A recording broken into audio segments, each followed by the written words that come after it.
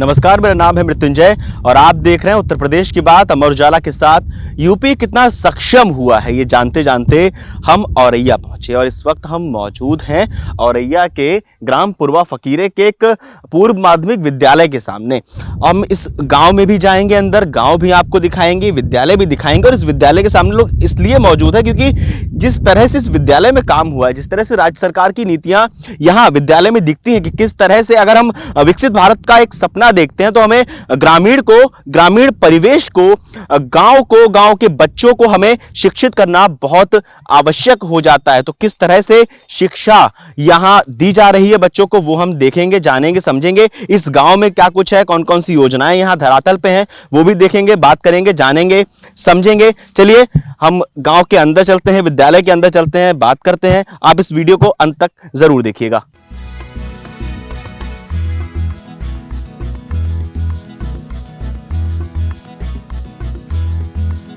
मैं इस स्कूल में 2013 से कार्यरत हूँ।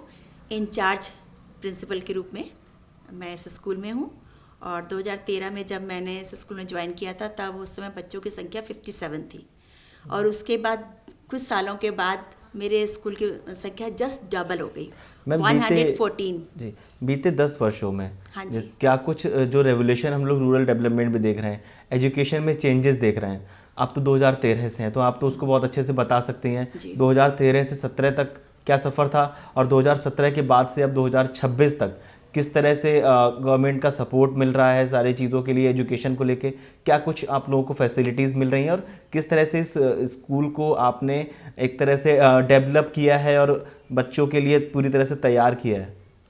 सरकार ने बच्चों के लिए मतलब इतना किया, मैं जितनी तारीफ़ करूं उतना कम है क्योंकि पहले मेरे को याद है हम लोग को मेंटेनेंस में ओनली 6500 और 5000 मिलते थे, पुताई और मेंटेनेंस का।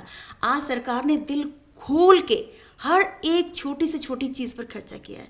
लाइब्रेरी पर खर्च किया है, खेलकूद का सामान का अलग से पैसा, छोटी छोटी चीज़ों पर इतना फंड इन्होंने दिया है। अगर उस फंड का सही सदुपयोग अगर करें तो मतलब ये स्कूल, सरकारी स्कूल जो है प्राइवेट स्कूल से 100 गुना ज़्यादा प्रोग्रेस करे।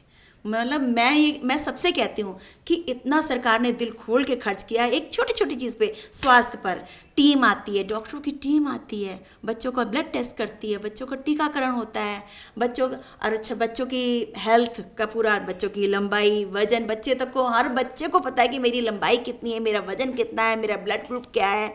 तो ये गाँव के बच्चों को पता है, बहुत बड़ी बात है। और इसके अलावा खेल कूद के मामले में बच्चे मतलब हर चीज़ में, कल्चरल एक्टिविटीज़ में बच्चे आगे हैं, हर चीज़ में। तो इस तरह से सरकार ने, मैं तो जितनी तारीफ़ करूं उतना कम है कि मैं सपने में नहीं सोच सकती थी कि इतना हो सकता है भविष्य में आगे जा कर के। कितने स्टूडेंट्स हैं मैम अभी? इस समय मेरे स्कूल में 104 स्टूडेंट्स हैं। आपने एक वर्ड यूज़ किया था प्राइमरी स्कूल और अभी गवर्नमेंट स्कूल का, वो प्राइवेट स्कूल और गवर्नमेंट प्राइमरी स्कूल का। तो कुछ ऐसा हुआ है कि कभी आपने इतना अच्छा स्कूल देख के बच्चे जो कॉन्वेंट या प्राइवेट में पढ़ रहे हो वो नाम कटा के इधर आ गए? बिल्कुल ऐसा हुआ है और उसका मतलब न्यूज़पेपर में भी निकला है और ये मैं कहूँ लखनऊ तक बात पहुँची है कि मेरे स्कूल में 22 बच्चों ने प्राइवेट स्कूल से नाम कटा के और इस स्कूल में एडमिशन लिया। ये मतलब ताज्जुब की बात है, मैं ऐसा सोच भी नहीं सकती थी। उसका एक रीज़न ये है कि बच्चों को एक्स्ट्रा टाइम दिया मैंने, एक्स्ट्रा स्कूल ओवर होने के बाद। फिर कभी कभी बच्चे मेरे घर भी आ जाते हैं, जबकि मेरा घर यहाँ से काफ़ी दूर है, लेकिन गार्जियंस के सपोर्ट की वजह से बच्चे मेरे घर भी आ जाते हैं। और बच्चों को नेशनल स्कॉलरशिप की जो मैं तैयारी करा रही थी तो उसमें बच्चे सेलेक्ट हुए। तो प्राइवेट स्कूल के गार्जियंस ने देखा कि इस स्कूल में तो प्राइवेट स्कूल से कहीं गुना ज़्यादा है, वो भी फ्री में सब कुछ मिल रहा है, तो वो पैसे क्यों खर्च करें, फीस क्यों खर्च करें। सरकार की प्राथमिकता से और सरकार के आज के देखते हुए रवैये में जो भी योजनाएं आई हैं उनको धरातल पे उतारने में प्रधान जी ने पूर्णतया अपना कर्तव्य निभाया है।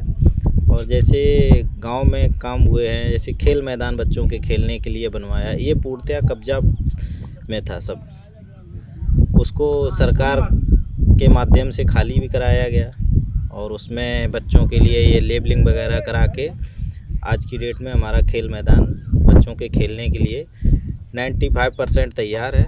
5% जो भी कमियां होंगी वो भी पूरी की जाएंगी। इसमें बच्चों के खेलने के लिए क्रिकेट प्रैक्टिस का नेट भी बनवाया है, पक्की पिच भी बनवाई है।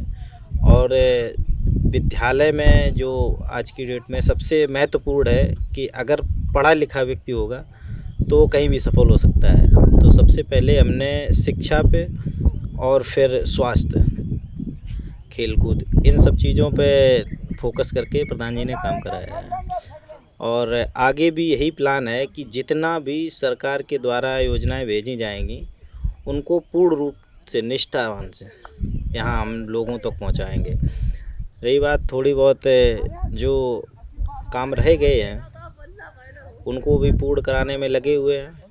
आप है प्रधान है यहाँ की? हाँ, आप हमें प्रधान है। क्या कुछ भाव गांव में आपके, क्या कुछ चीज़ें बनी हैं? स्कूल बनवा बढ़िया है, अब खेल मैदान बने, पेड़ पौधे लगे, गली बनी बढ़िया, सड़कें, पानी टंकी है, बच्चों के खेलने के लिए खेल मैदान बनवाओ, सब अच्छी बनाए। सरकार सहयोग दे रही? हाँ, योगी सरकार से तरफ से सहयोग मिल रहा है? हाँ, सहयोग मिल रहा है।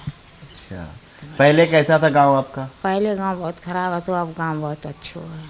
अच्छा, अब पहले की सरकार सहयोग की बात करें, अब की सरकार के सहयोग की बात करें तो कौन, क्या लगता है आपको कौन बेहतर कर? अब सरकार। बढ़िया गांव आपका चमक रहा है? हाँ, बढ़िया गांव चमक रहा है। जैसे कोई ज़रूरत होती है गांव में किसी चीज़ की तो करते हो तो फिर मिल जाती है चीज़ें? और क्या, मिल जाती हैं चीज़ें। तो देखा आपने किस तरह से गांव बदल रहे हैं, किस तरह से गांव में बेहतर शिक्षा पहुंच रही है, किस तरह से गांव में बेहतर सड़क पहुंच रही है, बेहतर कनेक्टिविटी हो रही है, बच्चों को खेलने के लिए जगह बन रही है। आप लोगों को क्या लगता है आप हमें कमेंट बॉक्स में ज़रूर बताएं। इस गाँव को देखने के बाद, जानने के बाद, समझने के बाद, बदलते गाँव की तस्वीर देखने के बाद उत्तर प्रदेश की बात अमर उजाला के साथ जारी रहेगी। मिलते हैं अगले वीडियो में। बहुत बहुत धन्यवाद।